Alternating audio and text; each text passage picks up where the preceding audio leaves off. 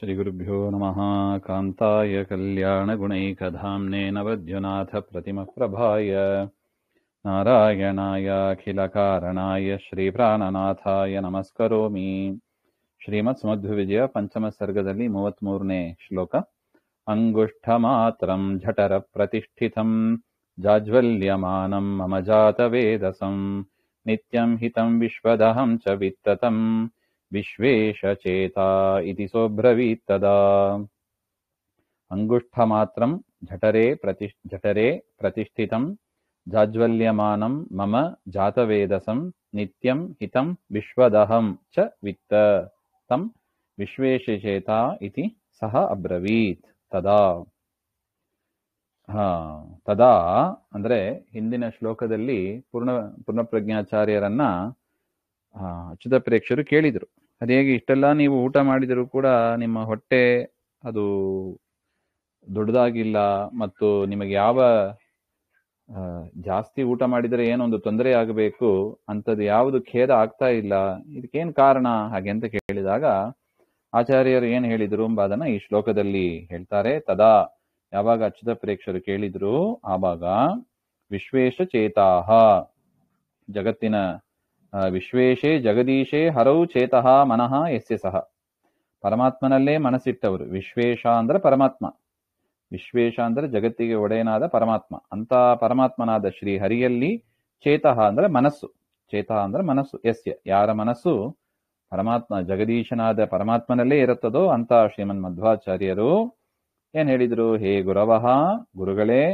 ಯೂಯಂ ನೀವು ಮಮ ಝಠರೆ ಪ್ರತಿಷ್ಠಿತಂ ಜಾತವೇದಸಂ, ನನ್ನ ಉದರದಲ್ಲಿ, ಝಠರೆ ಅಂದ್ರೆ ಹೊಟ್ಟೆ, ನನ್ನ ಉದರದಲ್ಲಿ ಪ್ರತಿಷ್ಠಿತಂ ಅಂದ್ರೆ ಸ್ಥಿತಂ ಇರತಕ್ಕ, ನನ್ನ ಉದರದಲ್ಲಿ ಇರತಕ್ಕ ಜಾತವೇದಸ್, ಜಾತವೇದಸ್ ಅಂದ್ರೆ ಅಗ್ನಿ, ಆ ಅಗ್ನಿಯನ್ನು ಅಂಗುಷ್ಟ ಮಾತ್ರಂ, ಅಂಗುಷ್ಟ ಪರಿಮಾಣದಲ್ಲಿ ಇದೆ, ಜಾಜ್ವಲ್ಯಮಾನಂ ಭೃಶಂ ಜ್ವಲಂತಂ, ಭಾರಿ ಪ್ರಕಾಶ ಜ್ವಲಿಸ್ತಾ ಇರತಕ್ಕದ್ದು ಹಾಗೆ ಅಂತ, ವಿತ್ತ ತಿಳಿಯಿರಿ ಹಾಗೆ ಅಂತ ಅರ್ಥ.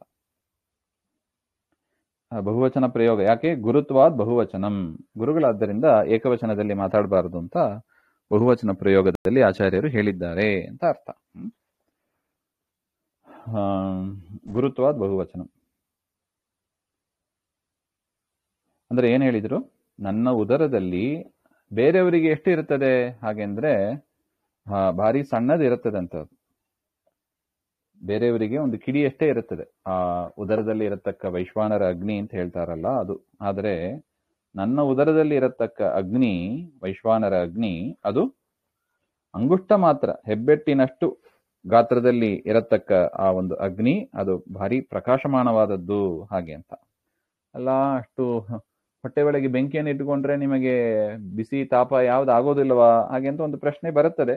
ಅಸಿಡಿಟಿ ಇತ್ಯಾದಿ ಪ್ರಾಬ್ಲಮ್, ಅದೇ ಇದರದೇ ಅಸಿಡಿಟಿ ಪ್ರಾಬ್ಲಮ್ ಅಂತ ಹೇಳ್ತೀವಿ, ಪಿತ್ತ ನಿಮಿತ್ತವಾದ ಒಂದು ರೋಗ, ಅದು ಬರೋದಿಲ್ವಾ ಹಾಗೆ ಅಂತಲೇ ಕೇಳಿದರೆ ಅದಕ್ಕೆ ಆಚಾರ್ಯರು ಹೇಳ್ತಾರೆ, ಏವಮಪಿ, ಈ ರೀತಿಯಾಗಿ ಜಾಜ್ವಲ್ಯಮಾನವಾದ ಒಂದು ಅಂಗುಷ್ಟ ಮಾತ್ರದಷ್ಟು ಜಾತವೇದಸ್ಸಿದ್ರೂ ಕೂಡ ಮಮ ನಿತ್ಯಂ ಹಿತಂ ವಿತ್ತ, ನನಗೆ ನಿತ್ಯದಲ್ಲೂ ಅದು ಹಿತವೇ ಆಗಿದೆ ಹಾಗೆ ಅಂತ ತಿಳಿಯಿರಿ ಹಾಗೆ ಅಂತ.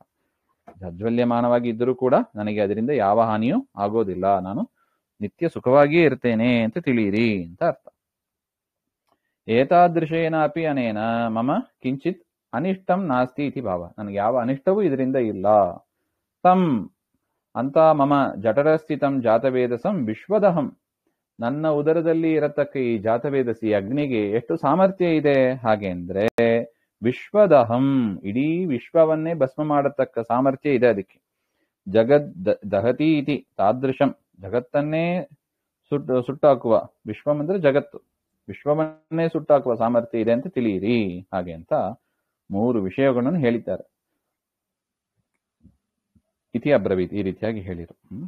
ಯಾವಾಗ ಅಚ್ಯುತ ಪ್ರೇಕ್ಷರು ಎಲ್ಲವನ್ನೂ ತಿಂದರೂ ಕೂಡ ನಿಮಗೆ ವೇದನೆ ಆಗೋದಿಲ್ಲವೇ, ಹೇಗೆ ಅದು, ಅದನ್ನು ಹೇಳಿ ಹಾಗೆ ಅಂತ ಹೇಳಿದಾಗ ಆಚಾರ್ಯರು 3 ವಿಚಾರವನ್ನು ಹೇಳ್ತಾರೆ. ಒಂದು, ನನ್ನ ಉದರದಲ್ಲಿ ಇರತಕ್ಕ ಅಗ್ನಿ ಅದು ಅಂಗುಷ್ಟ ಮಾತ್ರದಲ್ಲಿ ಜಾಜ್ವಲ್ಯಮಾನವಾಗಿ ಇದೆ ಒಂದು. ಎರಡನೆಯದು, ಅದು ನನಗೆ ಮಮ ನಿತ್ಯಂ ಹಿತಂ ವಿತ್ತ, ನನಗೆ ಯಾವತ್ತೂ ಅದು ಹಿತವನ್ನೇ ಮಾಡತಕ್ಕದ್ದು, ಅದರಿಂದ ನನಗೆ ಯಾವ ಅನಿಷ್ಟವೂ ಇಲ್ಲ ಅಂತ ಎರಡನೆಯದು. ಮೂರನೆಯದು, ಆ ಅಗ್ನಿಗೆ ವಿಶ್ವವನ್ನೇ ಸುಟ್ಟಾಕುವಷ್ಟು ಸಾಮರ್ಥ್ಯವೂ ಇದೆ ಹಾಗೆ ಅಂತ ಇಷ್ಟು ವಿಚಾರವನ್ನ ಶ್ರೀಮನ್ ಮಧ್ವಾಚಾರ್ಯರು ಹೇಳಿದರು ಅಂತ ಅರ್ಥ. ಅಂಗುಷ್ಠ ಮಾತ್ರಂ ಝಠರೆ ಪ್ರತಿಷ್ಠಿತಂ ಜಾಜ್ವಲ್ಯಮಾನಂ ಮಮ ಜಾತ ವೇದಸಂ ನಿತ್ಯಂ ಹಿತಂ ವಿಶ್ವದಹಂ ಚ ವಿತ್ತತಂ ವಿಶ್ವೇಶ ಚೇತಾ ಇತಿ ಸೋಬ್ರವೀತ್ ತದಾ. ಶ್ರೀಮಧ್ವಾಂತರ್ಗತ ಶ್ರೀಕೃಷ್ಣಾರ್ಪಣಮಸ್ತು. ಶ್ರೀ ಹರೇ ನಮಃ.